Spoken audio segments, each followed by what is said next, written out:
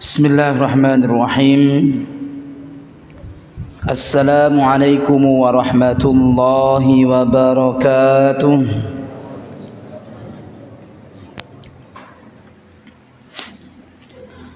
Innal hamdalillah nahmaduhu wa nasta'inuhu wa nastaghfiruh wa na'udzu billahi min syururi anfusina wa min sayyiati a'malina. Man yahdihillahu fala mudilla lahu wa man yudlilhu fala hadiya lahu. Ashhadu an la ilaha illallah wahdahu la syarika lah wa ashhadu anna Muhammadan abduhu wa rasuluhu la nabiyya wa la rasula ba'dah. Qala Allah ta'ala fi kitabihil karim: A'udzu billahi minasy syaithanir rajim. Bismillahirrahmanirrahim. Ya ayyuhalladzina amanu taqullaha haqqa tuqatih wa la tamutunna illa wa antum muslimun. Ya ayyuhalladzina amanu taqullaha wa qulu qawlan sadida yuslih lakum a'malakum wa yaghfir lakum dhunubakum wa man yuti'illaha wa rasulahu faqad faza fawzan 'azima.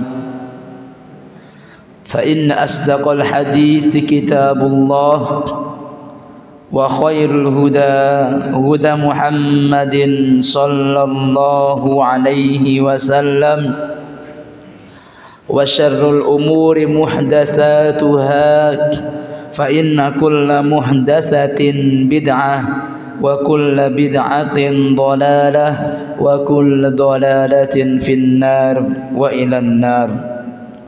Amma ba'd. Wa ya ma'asyiral muslimin wa ya ma'asyiral muslimat, hadirin wal hadirat yang sama-sama merindukan ridha dan surganya Allah Subhanahu wa ta'ala.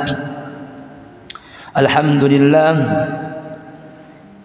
marilah kita bersama-sama di malam hari ini kita bersyukur kehadirat Allah Subhanahu wa ta'ala, yang mana Allah Subhanahu wa ta'ala telah memberikan kenikmatannya kepada kita semua, kenikmatan yang sangat mulia, kenikmatan yang sangat besar, yaitu kemudahan dalam rangka melakukan di antara ketaatan kepada Allah Subhanahu wa ta'ala.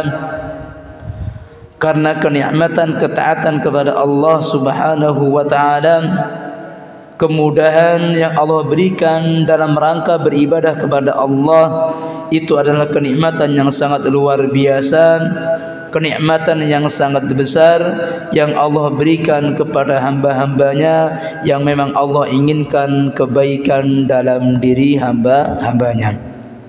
Maka ma'asyiral muslimin yang dirahmati Allah Subhanahu wa ta'ala, maka kita berdoa kepada Allah Subhanahu wa ta'ala, semoga Allah istiqomahkan kita semua dalam rangka mendapatkan kemudahan melaksanakan ketaatan kepada Allah Subhanahu wa ta'ala, sehingga ketaatan-ketaatan yang kita lakukan di dunia yang fana ini nantinya memang menjadi bekal buat kita untuk berbahagia di akhiratnya Allah Subhanahu wa ta'ala. Amin ya rabbal alamin. Ma'asyiral muslimin wa ma'asyiral muslimat, yang dirahmati Allah Subhanahu wa taala,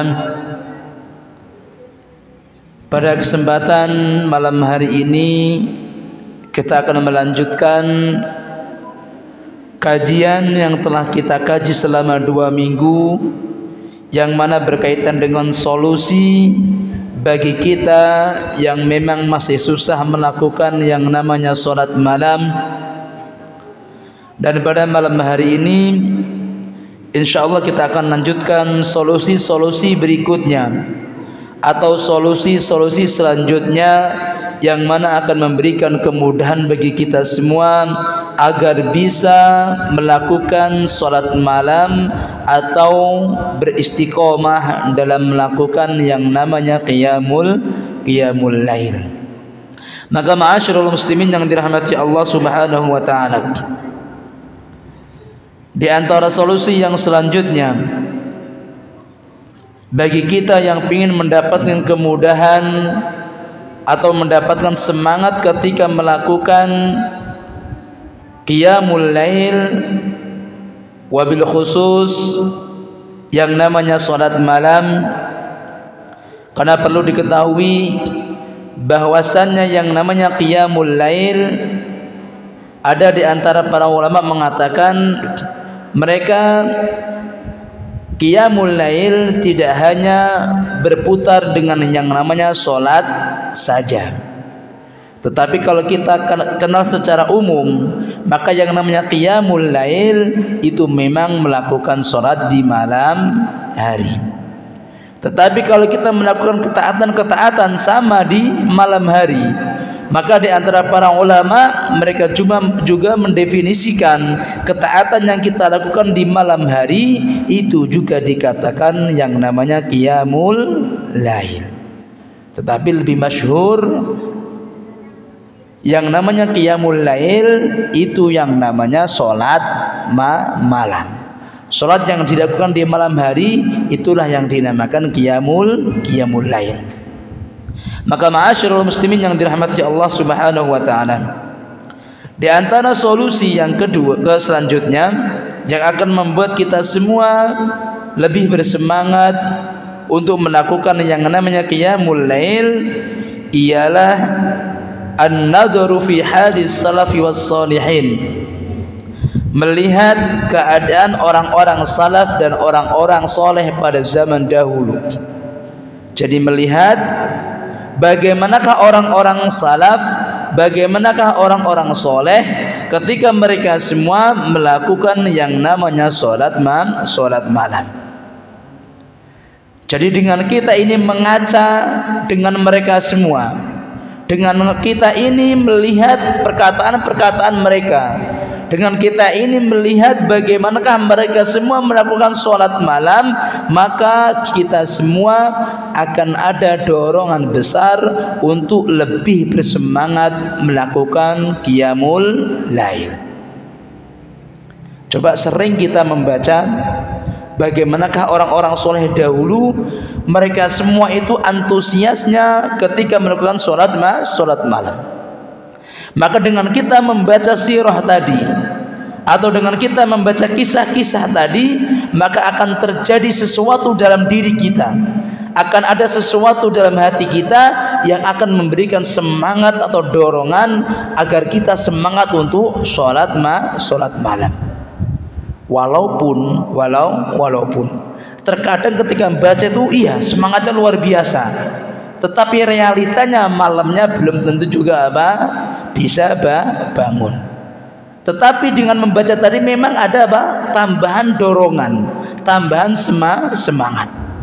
Kalaulah misalkan kita memang dari awalnya niat sudah ada, memaksa diri sudah ada, meninggalkan dosa dan lainnya, maka insya Allah akan gampang semangat ini atau pecutan ini dengan membaca kisah-kisah para salaf dahulu dalam berkaitan dengan sholat malam akan lebih memberikan semangat untuk kita dalam rangka melakukan sholat malam.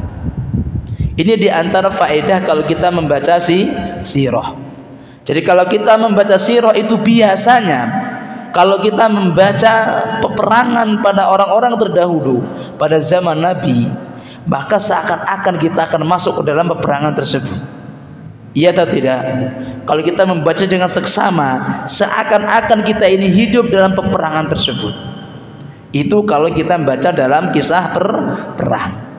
Berbeda lagi nanti ketika kita misalkan bercerita atau membaca cerita berkaitan dengan sholat malam. Antusiasnya luar biasanya mereka. Maka dengan kita membaca dengan seksama, maka akan terjadi dorongan atau semangat yang baru untuk melakukan yang namanya sholat malam. Maka ma'asyiral muslimin yang dirahmati Allah Subhanahu wa taala, maka pada kesempatan malam hari ini kita akan membaca di antara beberapa perkataan salaf, bagaimanakah mereka semua dengan yang namanya qiyamul lail. Maka ma'asyiral muslimin yang dirahmati Allah Subhanahu wa taala, perlu diketahui bahwasanya orang-orang salaf itu yatalazzaduna bi qiyamil lail. Orang-orang salaf itu mereka semua ketika melakukan yang namanya salat malam itu mereka semua merasakan yang namanya kenikmatan. Itulah level mereka. Level mereka itu mereka semua ketika melakukan qiyamul lail walaupun berat, tetapi mereka semua merasakan nikmat. Jadi mereka semua sudah merasakan nikmat. Kenapa? Karena mereka semua itu sudah terbiasa dengan apa? Dengan salat malam.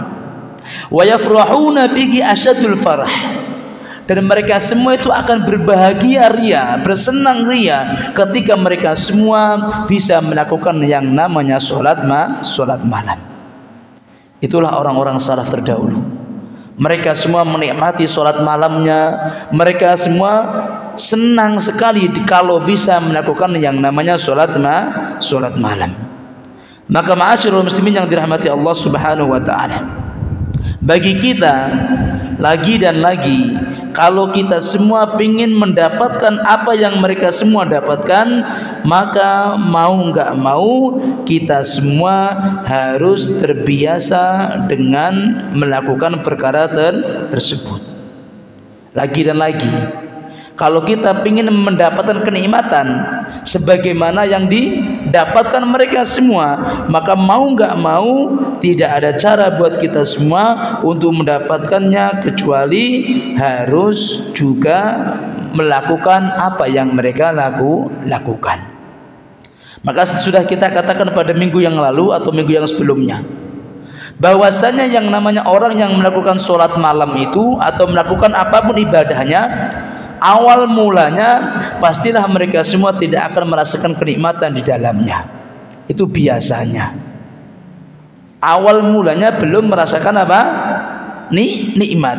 Bahkan kalau kita bisa melihat realitanya, awal mula kita melakukan suatu ibadah, maka awal mula yang ada ialah paksaan. Ya atau tidak? Paksaan dulu. Setelah dipaksa nanti baru ujungnya bisa enak. Maka kita bisa baca pada minggu yang lalu ada dua perkataan salaf yang mengatakan, di antaranya Ibnu Mukandar juga mengatakan, kabatu nafsi arba'ina aman, sungguh saya itu merasakan berat. Kabatu nafsi arba'ina yaman, saya itu memaksa diri saya itu selama 40 tahun. Jadi jiwa saya ini merasa berat selama 40 tahun. Selanjutnya beliau mengatakan ay jahadha wa akrahadha ala ta'ah. Jadi Ibnu Mukandar ini memaksa dirinya selama 40 tahun. Selanjutnya beliau mengatakan hatta istaqamat li, sehingga ibadah tadi istiqomah kepada saya. Setelah saya mengistiqomahkan ibadah-ibadah tadi, baru saya merasakan apa? Nikmat. Jadi kenikmatan itu tidak akan kita dapatkan kalau kita semua nggak mau mulai dulu dari nol, dari awal. Berat dulu, tambah lagi. Beberapa hari, jadi tahun atau hari yang telah kita lewati, itu nantinya akan menjadikan kita menjadi orang-orang yang menikmati ibadah yang kita lakukan. sebagaimana yang telah didapatkan oleh para salaf. Mereka semua menikmati ketika mereka semua melakukan ibadah, wabil khusus yang namanya qiyamul lail. Maka ma'asyiral muslimin yang dirahmati Allah Subhanahu wa taala, maka dikatakan qala Abdullah ibn Wahab. Abdullah ibn Wahab mengatakan suatu perkataan, kullu maldudin innama lahu ladzatun wahidah.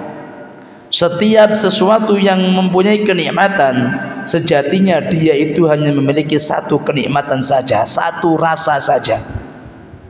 Jadi sesuatu yang kita nikmati itu hanya sekali saja kita nikmati. Illal ibadah, kecuali ibadah.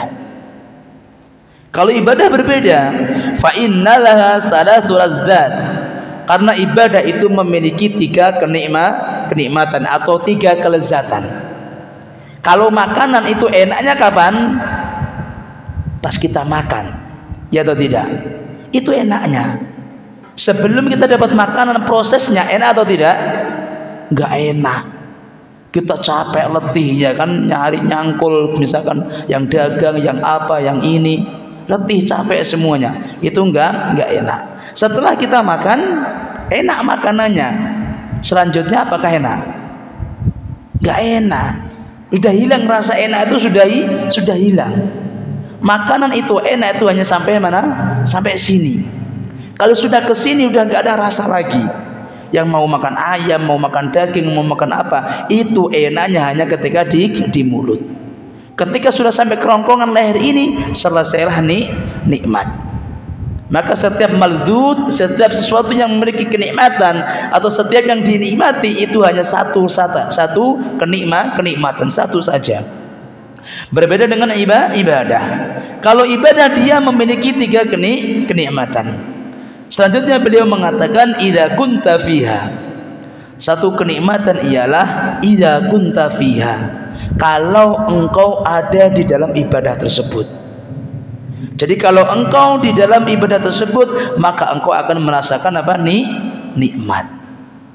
Coba orang-orang salaf dahulu, kita tadi telah baca, orang-orang salaf merasakan sholat malam yang berat, yang ngantuk, yang apa itu, mereka semua apa? Nikmat. Bahkan senang sekali kalau bisa melakukan sholat. Jadi ketika sholat itu sudah merasakan nikmat. Begitu pula Rasulullah SAW. Maka beliau ketika ngomong dengan Bilal, ya Bilal, arihna bis sholah. Wahai Bilal, nikmatkanlah kita dengan sholat. Intinya dengan beliau melakukan sholat, beliau akan merasakan tenang, nikmat, enak. Itulah ibadah. Jadi orang kalau ibadah itu biasanya agak lebih tenang, lebih nyaman, lebih enak. Maka itu satu kelezatan yang terdapat dalam ibadah, yaitu ketika kita semua melakukan ibadah di dalamnya. Apapun ibadahnya, sholatkah itu, puasakah itu, dan yang lainnya. Selanjutnya wa idza tadzakartaha. Yang kedua ialah bagaimana ketika engkau mengingat-ingat ibadah tersebut atau mengulangi ibadah tersebut, maka juga akan merasakan nikmat Allah, indahnya nikmatnya. Bagaimana ketika belajar, bagaimana kita sholat, bagaimana ini diulangi, itu nikmat. Itu ibadah. Dan yang ketiga ialah wa idza u'tita thawabah.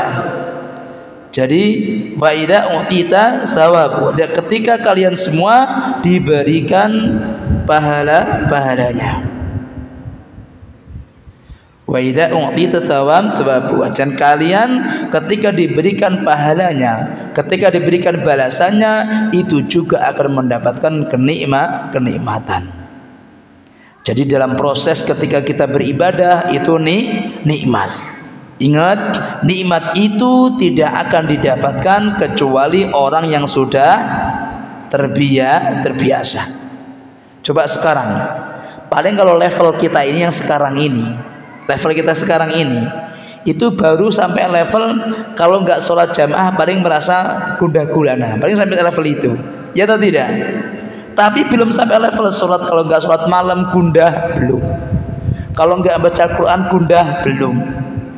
Iya atau tidak? Coba tanya diri kita, sampai manakah level diri kita ini? Apakah memang sudah sampai level misalkan kalau nggak baca Quran seharinya ini, entah berapa muka atau berapa lembar, akan terasa gundah gulana, ada yang kurang, atau belum? Atau baru sampai level sholat jamaah? Maka kalau kita baru sampai level sholat jamaah saja, maka mau nggak mau berarti banyak di antara syariatnya Allah yang memang belum kita nikmati. Coba kalau nggak percaya, biasakan membaca doa zikir pagi petang.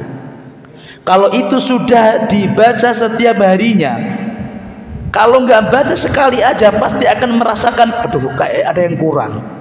Seakan-akan saya ini apa yang kurang ya? Apa yang kurang? Ada sesuatu yang belum terpenuhi. Itu sudah merasakan nikmat. Maka lagi dan lagi itu semua perlu pembiasaan. Itu semua perlu dirutinkan. Kalau enggak kita rutinkan, jangan sampai bermimpi untuk mendapatkan level nikmat. Apapun itu, mau Al-Quran, mau baca zikir, mau sholat malamnya, mau sholat tahajudnya, mau sholat sunnahnya, kalau itu enggak kita biasakan, maka kita semua enggak akan sampai level menikmati ibadah tersebut. Maka ini penting buat kita semua. Kalau kita semua ingin mendapatkan kenikmatan ketika dalam beribadah, maka mau enggak mau kita harus merutinkan. Dan kalau kita merutinkan, itu memang diantara perkara yang memang paling dicintai Allah Subhanahu wa ta'ala. Kalau kita melanggengkan, merutinkan suatu aktivitas kita, ibadah kita, apapun ibadahnya, kalau kita rutinkan, itulah ibadah yang paling dicintai Allah Subhanahu wa ta'ala. Ahabul a'mali indallahi adwamuha wa in qalla. Jadi ibadah yang paling dicintai Allah Subhanahu wa ta'ala ialah adwamuha, yang paling sering dilakukan. Wa in qalla, walaupun memang hanya sedikit. Maka sering biasanya para salaf itu, mereka semua itu terkadang memiliki suatu amalan yang memang menjadi rutinitas harian buat mereka semua. Misalkan ada yang mereka semua punya rutinitas zikir, mereka semua punya rutinitas baca Al-Quran, mereka semua punya rutinitas entah apapun itu, biasanya punya rutinitas. Yang mana rutinitas ini memang sering dilakukan mereka semua setiap harinya. Kenapa? Karena mengamalkan dari hadis ahabul a'mali indallahi adwamuha wa in qalla. Amalan yang paling dicintai Allah ialah adwamuha, yang paling sering dilakukan, wa in qalla, walaupun itu amalannya sedikit. Maka misalkan setiap hari sedekah berapa, entah itu 1.000 atau berapa, itu lebih afdol daripada langsung 30.000 selama 1 bulan. Beda hukumnya. Sama-sama nilainya 30.000, tetapi kalau misalkan satunya sehari 1.000, besok 1.000, besok 1.000, selama 30 hari sama 30.000. Dengan ada orang yang langsung 30.000, itu nanti nilainya itu bakal berbeda. Kenapa ya berbeda? Karena kalau orang yang mengulangi setiap harinya, berarti seakan-akan dia mengisi waktu hariannya dengan apa? Sedekah. Wa in qalla, walaupun itu sedikit. Maka ma'asyiral muslimin yang dirahmati Allah Subhanahu wa taala, ini cara buat kita semua agar kita semua bisa menikmati ibadah kita, yaitu dengan cara selalu mengulanginya. Rutinitaskan ibadah kita sampai kita terbiasa. Kalau kita terbiasa, maka akan merasakan kenikmatannya. Maka ma'asyiral muslimin yang dirahmati Allah Subhanahu wa taala, perkataan yang lain yang mana berkaitan dengan juga qiyamul lail, bagaimanakah mereka para salaf? Qala Muhammad ibn Muqandar, Abu Muqandir, ma baqiya minal ladzatid dunya illa tsalas. Jadi Muhammad ibn Muqandar, beliau mengatakan, ma baqiya min ladzatid dunya, tidaklah tersisa dari kelezatan dunia ini illa salas, kecuali hanya 3 kelezatan.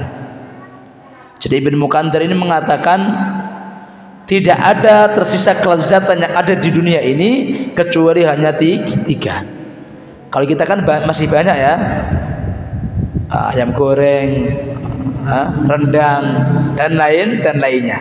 Tapi beliau mengatakan apa? Tidak ada kelezatan yang mengistimewa, yang memang beliau anggap itu istimewa kecuali hanya 3. Yang pertama ialah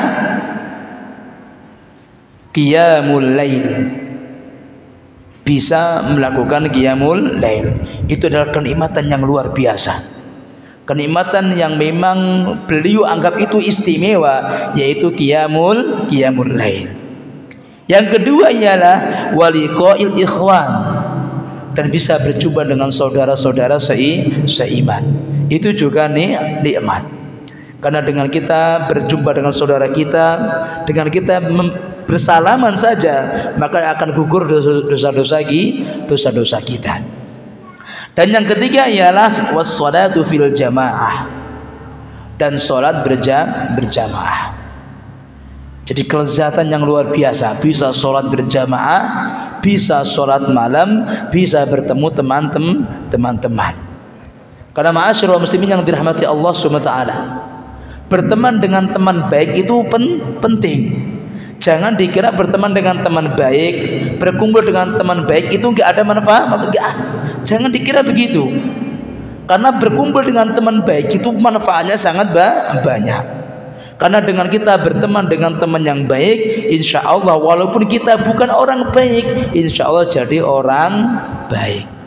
Itu manfaatnya. Kalau misalkan kita nggak baik, teman orang baik insya Allah jadi akan baik, ketularan baiknya.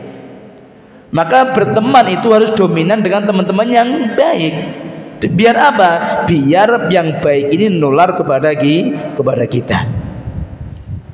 Bahkan Rasul juga mengatakan, jadi kalau kita ingin melihat saudara kita, agama saudara kita, lihatlah teman-temannya.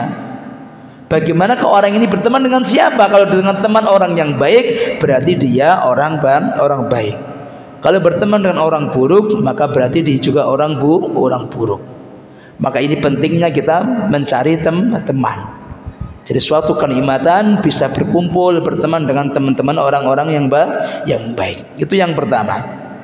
Yang kedua diantaranya juga bahwasanya dengan kita memiliki teman orang yang baik, bisa jadi teman yang baik itu nantinya akan memberikan syafaat kepada diri kita.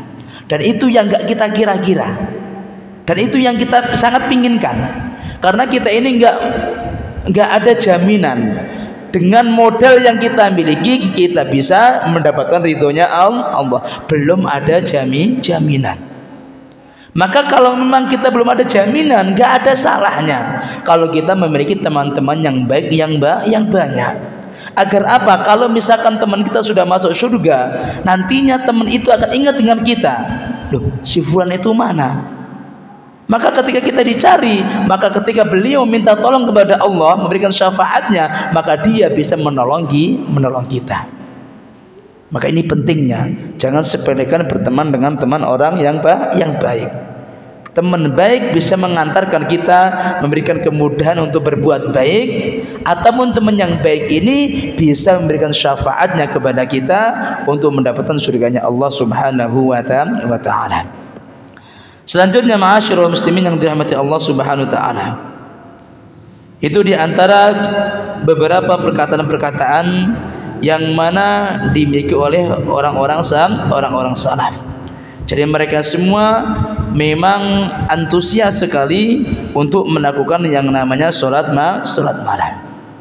Begitu juga Abu Darda, beliau juga mengatakan, "Shallu rak'atain fi dzulmil lail li dzulmatil qubur." Jadi Abu Darda juga mengatakan, "Shallu rak'atain." Salatlah kalian semua 2 rakaat fi dzulmatil lail, dalam keadaan malam yang sangat gelap, berarti salat malam. Lidul matil kubur, untuk kegelapan kuburan atau alam barzakh. Jadi dari sini kita tahu ma'asyiral muslimin yang dirahmati Allah Subhanahu wa taala, bahwasannya barzakh yang akan kita datangi, barzakh yang akan kita datangi, mau nggak mau pastilah kita akan datang ke sana. Siap atau enggak siap, kalau memang ajal kita sudah sampai di situ, maka mau enggak mau, rela enggak rela, suka enggak suka, kita semua akan dipanggil Allah Subhanahu wa ta'ala. Maka ma'asyiral muslimin yang dirahmati Allah Subhanahu wa ta'ala, di antara cara tadi untuk memberikan penerangan di dalam barzakh kita atau kuburan kita, maka dengan cara melakukan amal soleh, walaupun hanya dengan 2 rakaat. Bisa jadi 2 rakaat tadi yang sholat malam tadi, itulah nanti yang memang menjadi penerang buat kita semua di barzakh yang kita tempati. Maka ma'asyiral muslimin yang dirahmati Allah Subhanahu wa ta'ala, dari perkataan Abu Darda ini, di antara pelajarannya bahwasanya yang menjadi penerang di barzakh itu adalah amalan ketaatan kita atau amal ibadah kita. Jadi ibadah-ibadah yang kita lakukan ketika di dunia itu nantinya akan menjadi penerang buat kita semua di alam barzakh. Pelajaran yang kedua ialah mudahnya atau gampangnya untuk melakukan yang namanya sholat qiyamul lail. Maka beliau enggak mengatakan shollu mi'ati rakaah, sholatlah kalian semua 200 rakaati, tidak. Cukup shollu rakaataini, sholatlah 2 rakaat. Enggak perlu, kalau enggak mau 2 rakaat boleh enggak 1 rakaat? Enggak juga menjadi masalah. Kalau memang misalkan enggak mau 2 rakaat, boleh juga satu rakaat. Masih malas lagi, kalau memang enggak mau berdiri, juga masih boleh dilakukan dengan duduk. Intinya dari sini ma'asyiral muslimin yang dirahmati Allah Subhanahu wa ta'ala, Abu Darda mengajarkan kepada kita semua, ketika kita melakukan suatu ibadah yang misalkan semampu kita, enggak harus banyak, tetapi kita semua melakukannya. Apalagi kita bisa menjadikan ibadah tadi menjadi rutinitas buat kita, dan itulah amalan yang sangat dicintai Allah Subhanahu wa ta'ala. Maka ma'asyiral muslimin yang dirahmati Allah Subhanahu wa ta'ala, dari sini kita semua sudah bisa mengambil pelajaran bahwasannya yang namanya qiyamul lail la mahalah lana, tidak ada jalan buat kita semua ya kecuali untuk melakukannya. Karena melakukan qiyamul lail itu gampang. Enggak harus 100 rakaat, enggak harus 11 rakaat, enggak harus 5 rakaat, enggak harus. 2 rakaat pun jadi. 2 rakaat pun jadi. Maka dikatakan barang siapa sholat 2 rakaat, maka tercatat termasuk di antara orang-orang yang selalu zikir, ingat kepada Allah Subhanahu wa ta'ala. Sebagaimana telah kita baca pada 2 minggu yang lalu. Orang yang sholat 2 rakaat saja di malam hari, maka tercatat seakan-akan orang yang memang selalu ingat kepada Allah Subhanahu wa ta'ala. Orang yang sering, yang banyak ingat kepada Allah Subhanahu wa ta'ala. Maka ma'asyiral muslimin yang dirahmati Allah Subhanahu wa ta'ala, itu diantara solusi yang selanjutnya yang bisa menjadikan motivasi buat kita semua, agar kita semua bisa gampang mudah melakukan sholat qiyamul lail. Dengan kita mengaca, dengan kita melihat para salafun saleh, orang-orang soleh pada zaman dahulu, maka kita semua akan mendapatkan dorongan, mendapatkan motivasi yang baru untuk bersemangat melakukan qiyamul lail. Maka ma'asyiral muslimin yang dirahmati Allah Subhanahu wa ta'ala, kita akan lanjutkan kajian kita, solusi yang selanjutnya setelah kumandang azan. Barakallahu fikum. Sudah adzan ya? Nah, silakan yang bertugas, fa'alaihi falyatafaddal mashkura.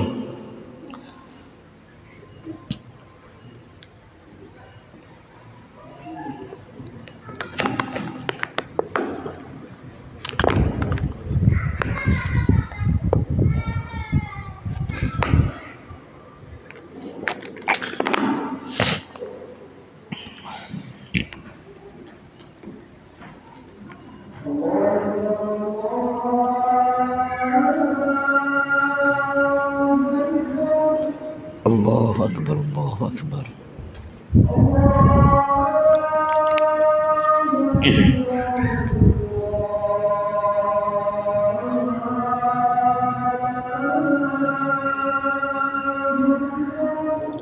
Allahu akbar, Allahu akbar.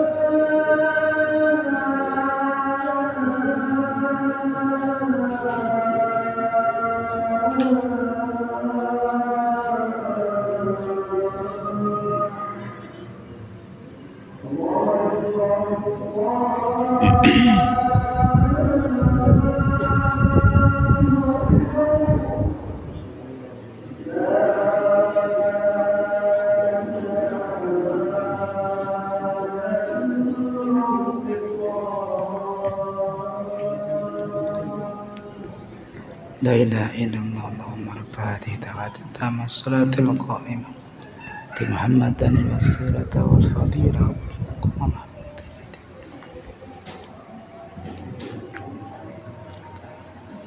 Bismillah wassalatu wassalamu ala rasulillahi wa la hawla wa la quwwata illa billahi, amma ba'du. Solusi yang selanjutnya bagi kita semua yang memang ingin mendapatkan kemudahan atau ingin bisa melakukan yang namanya qiyamul lail,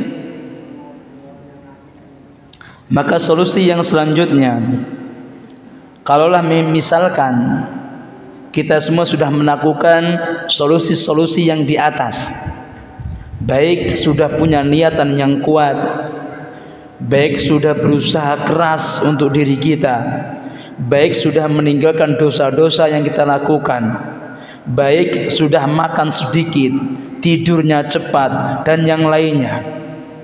Tetapi lagi dan lagi kita semua masih belum bisa melakukan yang namanya qiyamul lail. Maka di antara solusi yang selanjutnya, kalaulah cara-cara itu solusi-solusi itu sudah kita lakukan dengan benar, tetapi belum bisa kita melakukannya, maka cara yang terakhir ialah kita semua berdoa meminta kepada Allah Subhanahu wa ta'ala. Keluhkan apa yang kita miliki kepada Allah Subhanahu wa ta'ala. Keluhkan, minta kita kepada Allah. Kenapa? Apa alasannya ya Allah? Kenapa diriku ini sudah meninggalkan dosa, sudah niat pingin sholat, tetapi tetap juga belum bisa bangun? Apa sih kesalahan saya? Minta kepada Allah Subhanahu wa ta'ala. Dan kalau perlu bukan hanya meminta saja, tetapi minta dengan dari hati yang dalam. Kalau perlu nangis. Kenapa saya ini belum bisa melakukan sholat? Padahal niat saya itu memang sudah kuat. Saya pun sudah berusaha. Bagaimanakah solusi-solusi itu memang sudah saya usahakan, tetapi kok belum juga bisa melakukan yang namanya qiyamul lail. Maka nggak ada cara lagi kecuali adukan masalah ini kepada Allah Subhanahu wa ta'ala. Adukan masalah ini kepada Allah Subhanahu wa ta'ala agar Allah memberikan kemudahan buat kita. Karena perlu diketahui ma'asyiral muslimin yang dirahmati Allah Subhanahu wa ta'ala, Rasulullah sallallahu alaihi wasallam selaku nabi kita, kekasihnya Allah Subhanahu wa ta'ala, beliau juga mengajarkan kepada kita selaku umatnya agar kita ini selalu meminta kepada Allah agar hati kita ditetapkan dalam ketaatan kepada Allah Subhanahu wa ta'ala. Ya atau tidak? Jadi seringnya bahkan Rasulullah menganjurkan kepada kita agar sering berdoa doa ini. Doa yang mana mengajarkan kepada kita selaku umatnya agar kita memiliki hati yang hati ini selalu terus menerus ditetapkan dalam beribadah ketaatan kepada Allah Subhanahu wa ta'ala. Maka Rasulullah SAW juga mengatakan di dalam doanya, Allahumma musarrifal qulub sarrif qulubana ala ta'atik. Ya Allah, zat yang mana membolak-balikan hati. Karena hati itu memang sering berbolak-balik, gampang sekali berbolak-balik. Maka wajar dia dikatakan qalbun. Kalau kata qalbun dalam secara arti itu qalaba itu bolak-balik, qalbun itu. Maka wajar hati sekarang senang, besok nggak senang.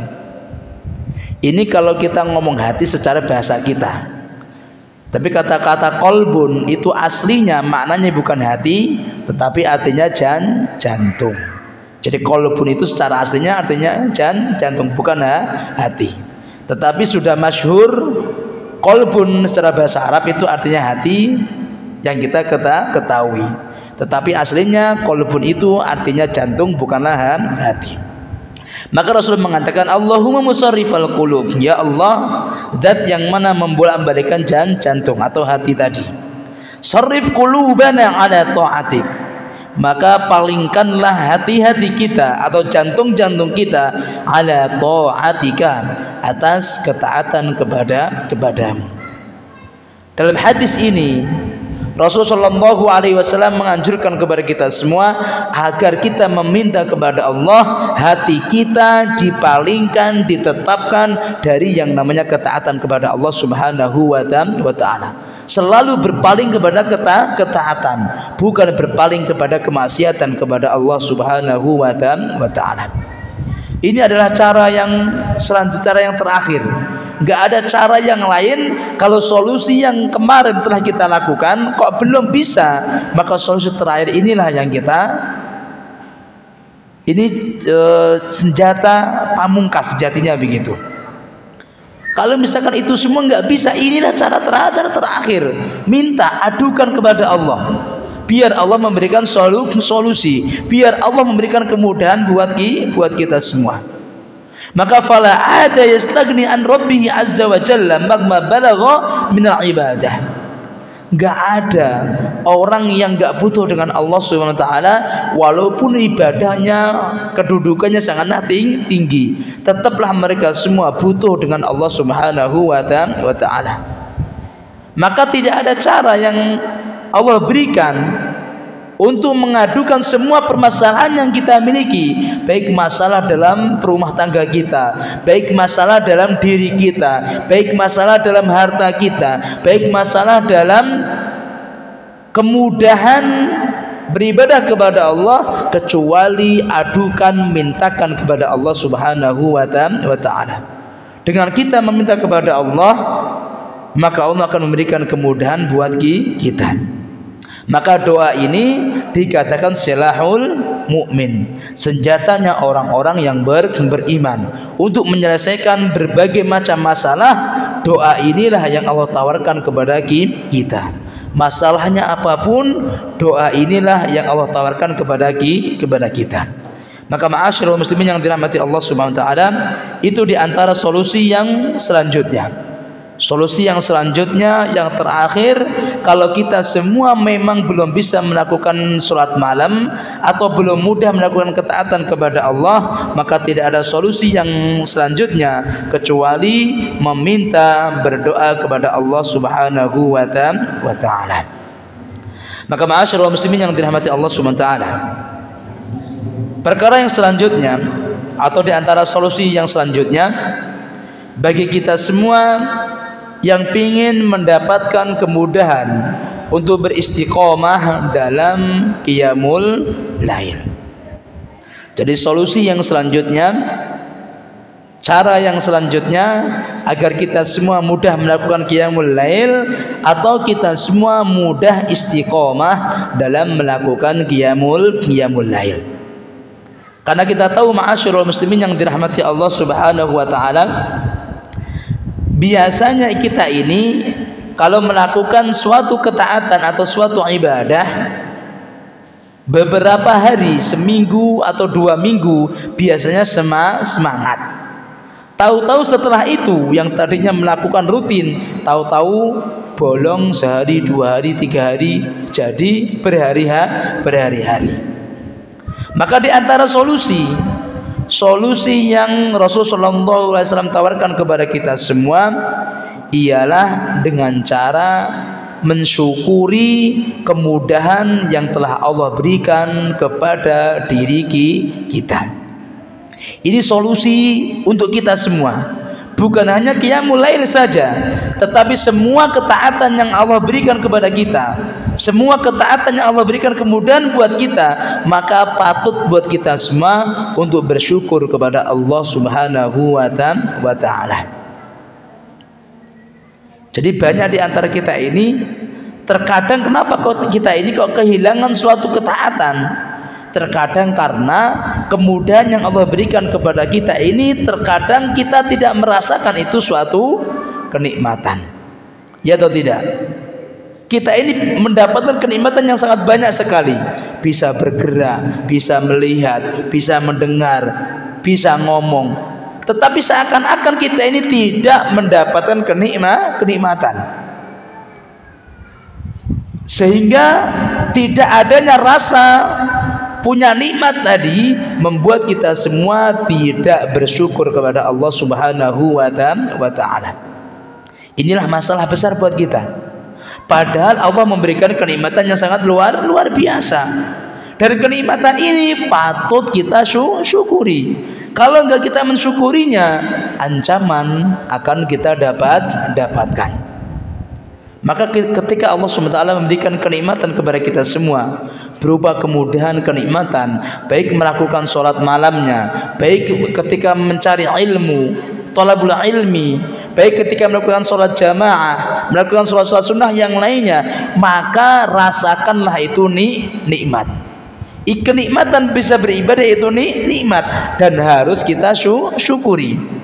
Kalau kita mensyukurinya, janji Allah akan memberikan tambahan kenikmatan. Itu janji Allah Subhanahu wa taala. Tetapi kalau kita enggak merasakan itu suatu kenikmatan, maka ini masalah besar buat kita semua.